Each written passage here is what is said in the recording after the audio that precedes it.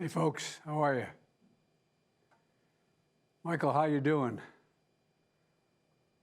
Michael Beals, can you hear me? How's my Yes, rabbi? my favorite president. Oh, I tell you what, you all think I'm kidding. That's my rabbi. My mom is really happy. So is mine from up in heaven. Thank you, Mr. President. Thank you, Rabbi Beals. right. Good afternoon, everybody, and thank you so much for joining us. My name is Hanan Weissman, and I have the distinct zechut, the merit to serve as the White House liaison with the American Jewish community.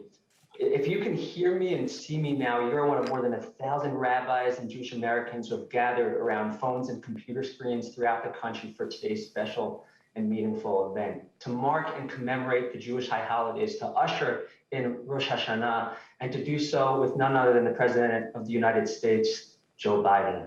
So let's get started with President Biden's Rabbi Michael Beals. I'm honored to call upon Rabbi Michael Beals to share tefillah, a prayer to open our program. So Rabbi Beals, the virtual floor is yours. Well, Lashana Tova from President Biden's home state, the state of Delaware. Let us pray.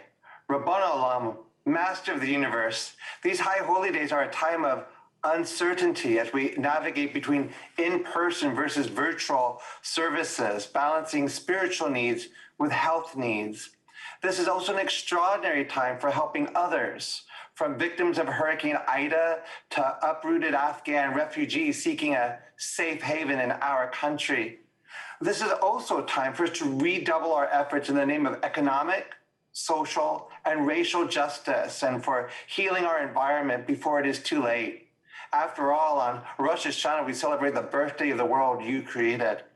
Help us, dear God, so that we may each do our part in this new year, 5782, to leave the world a little better than we found it. Gamar Chatima Tova.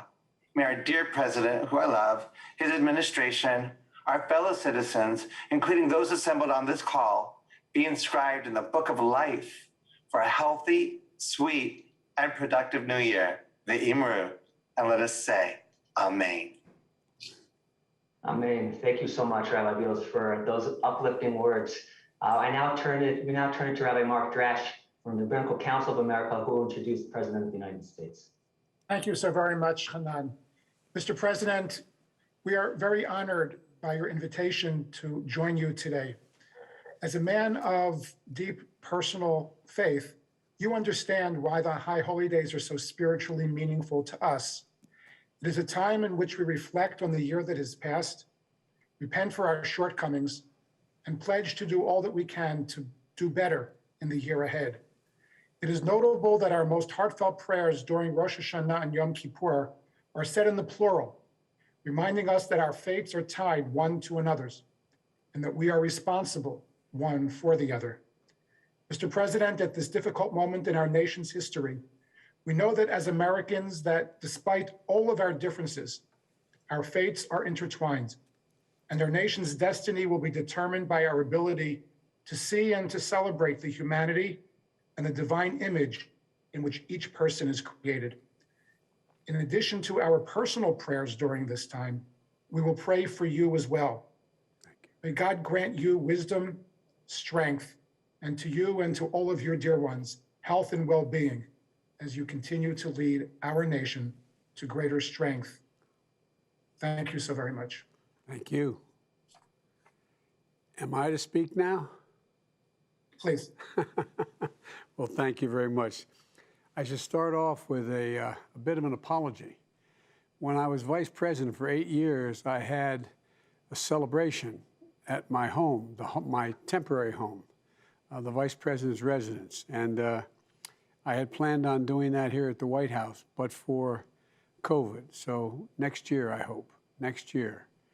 Not only next year in Jerusalem, next year at the White House, God willing. And let me say, Rabbi, thank you for the introduction. And I also want you to thank the Central Conference of American Rabbis and the Rabbinical Assembly, the Rabbinical Council, and the Council of America and the Reconstructionist Rabbinical Association for co-sponsoring this call. Rabbi, I just want to thank all of you, each one of you, for spearheading this effort. Look, it's always great to see my friend Michael Bills. I spent an awful lot of time. To begin to worry, I spent more time at Beth Shalom, but I always went to Mass first. You think I'm kidding? I'm not. But I want to thank you for the beautiful opening prayer and for your friendship. As many of you know, as I said, when Jill and I used to host everyone at our temporary residence, our public housing we had at the Naval Observatory for the high holidays. Of course, we served apples and honey, and as a sign of America's capacity to change and progress, I'm proud the Naval Academy, the Naval Observatory, once the head of the Naval, the Chief of Naval Operations, is now occupied by Vice President Kamala Harris and the second gentleman, Doug Imhoff. Look, while the season of awe is sacred time for Jews here in America and around the world, the message of the holidays, I've always believed, is universal. Renewal. Renewal. When I was running for president, I placed the idea of renewal at the center of my campaign. I said my mission was to restore America's soul. I got criticized for that, but I meant it in a literal sense. We seem to have lost our way. We lost a sense of camaraderie. We treated each other so harshly, the way we spoke of one another and the way in which we dealt with politics. And I thought it was essential because, you know, America is an idea. It's an idea that we hold these truths to be self-evident, that all men and women are created equal, et cetera. No other country has been based on that notion. And when we stop respecting one another, that all begins to change. You know, Rosh Hashanah and the days of awe present us with a chance to restore our souls, our own souls, our individual souls. And the high holy days also allow us to take collective responsibility for renewal. I happen to be a practicing Catholic, and one of the things I like about my Pope today is that he's all about renewal and forgiveness. That's what he's about. And I look forward to, I hope I'm going to get to see him not too distant future. But, you know, I think the world is starting to realize what's been missing of late. Not only do we have to look inward, we also need to look at each other and talk to each other, rebuild communities through empathy and acts of kindness and decency. You know, we need to look outward to bridge the gap between the world we see and the future we seek. And that chasm seems to be widening rather than narrowing. And the work of our renewal is front of mind as we take pride in the progress so far and acknowledge the immense challenges that remain. You know, when I took office, took the oath, we were in the depths of a once-in-a-century pandemic. And today, though we still face a long road ahead, thanks to the miracles of science and medicine and the dedication of so many, we vaccinated tens of millions of Americans and hundreds of thousands of lives have been saved. We're going to emerge from this pandemic, but we just have to focus more. When my presidency began, we saw millions out of work and long lines at food banks. I mean, I never thought I'd see a time when people were lined up for the better part of an hour or more in nice-looking automobiles, just waiting for a box of food to be stuck in their trunk. And now we've created millions of jobs, and we're lifting millions of children and families out of poverty and building our economy back better. But, you know, we'll continue to confront other societal challenges as well, like the scourge of anti-Semitism. It remains all too present today. You know, I had a chance to meet with the new Prime Minister of Israel. He's a gentleman. We talked about how he has much more conservative views on matters in the Middle East than I do, but he knows, as he pointed out, he said, you've met every single prime minister and you've known him since Golda Meir. And I told him something Golda Meir said to me it was after the 6-Day War. I was in her office and she had an assistant sitting next to me in the front of the desk, a guy named Rabin. And and she was leaning back. She had on the back of her wall, she had these maps that she could pull up and down, you know, and she kept pulling the maps down and showing me how many people have died and what happened and so on and so forth. And by the time we got finished, she said, all of a sudden, out of the blue, she said, would you like a photograph? And I looked at her and I said, well, sure, Madam Prime Minister. And she knew I had been a bit of a student of Israel. And I was raised by a righteous Christian, a father who made sure that we had dinner where we incidentally ate and we talked. And my father was the one who would rail against the fact that what we didn't bomb railroad tracks in World War II and all that. I know Michael knows this. And what I've done since I became an elected official, on my 16th birthday of each of my children, I put them on a plane and take them to Europe. And the first stop I've taken them to was to go into one of the concentration camps, because I wanted them to see how this can happen again. I wanted them to see as you know, Auschwitz and other places, that's not right, took the first one. And the sign over the gate, you know, your work will set you free, et cetera. And visit where the chambers were, the gas chambers. And right next to it, along the fence line, were these beautiful homes that had tile roofs, and everybody pretended they didn't know what was going on. You know, so my dad's notion was always that, you know, we just got to keep remembering. And I've taken every one of my children, and now my grandchildren. I got 2 grandchildren left to take. And the point I'm trying to make here is that I used to think, coming out of the civil rights movement and being involved in the Jewish community as a kid in the civil rights movement in Delaware, I used to think that hate could be defeated. It could be wiped out. But I learned a long time ago, it can't. It only hides. It hides. It hides under the rocks. And given any oxygen at all, it comes out. It's a minority view, but it comes out, and it comes out raging. And it's been given too much oxygen in the last 4, 5, 7, 10 years. And it has seen itself, whether it was, I remember spending time at the, you know, going to the Tree of Life Synagogue, speaking with them. It just is amazing these things are happening in America. And I guess the point I want to make is that it just shows that if we walk away from never again, it's going to happen again. It can't happen again. And so I guess the point I'm making is that the attack in Pittsburgh, those attacks, all anti-Semitic attacks, aren't just a strike against the Jewish community. They're a strike against the soul of our nation and the values which we say we stand for. No matter its source or stated rationale, we have to and will condemn this prejudice at every turn alongside other forms of hate.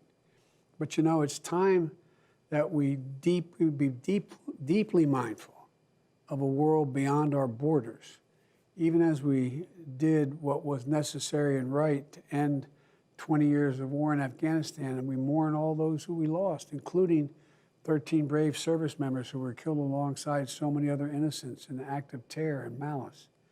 And in spite of welcoming the stranger, we now embark on the next phase of this mission, which is the cause that the Jewish community so often led, whether it was Soviet Jews coming to America or Ethiopian Jews headed to Israel. We have to integrate these newcomers and help them begin to renew and rebuild their own lives.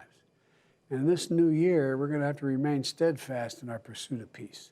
We never waver in our support for the future security of the state of Israel, because I told you, when I met Golda Meir, after she was going through that, flipping the maps up and down, she said, would you like a photograph? The part I didn't tell you, we walked out and we stood in that hallway, many of you have been, And we stood there, and there were camera people, and I was having our photographs taken.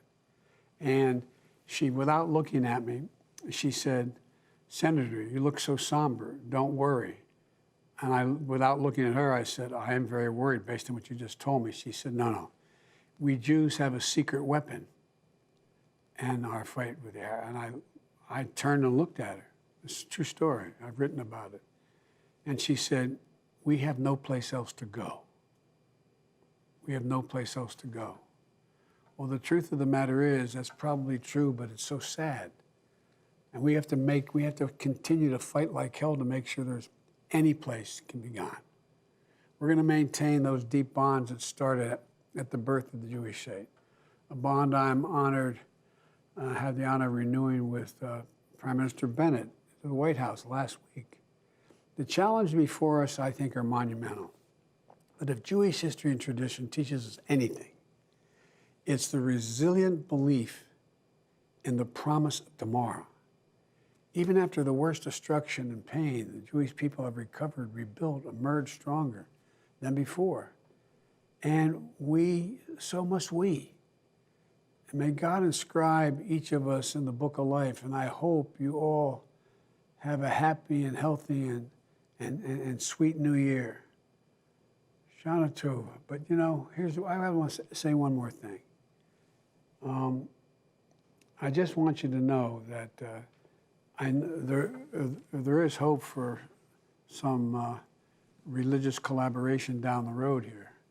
As Rabbi Beals will tell you, my daughter married a Jewish young man, and I dream of every Catholic father that she married a Jewish doctor. But all kidding aside, he did. He's a great surgeon, and we wanted to have a co-confessional wedding. And everybody said, "What do you mean by that?" The rabbi will tell you, I contacted a friend of mine in Delaware who's passed away. She was just an incredible woman. To find me a rabbi who'd come and preside in a Catholic church, the oldest Catholic church in the state that I belong to. It was built in 1842. And we had a huppah on the altar. And we had it was co-officiated. Now, some of you aren't going to like this, but it was co-officiated by a Catholic priest as well as a Jewish rabbi.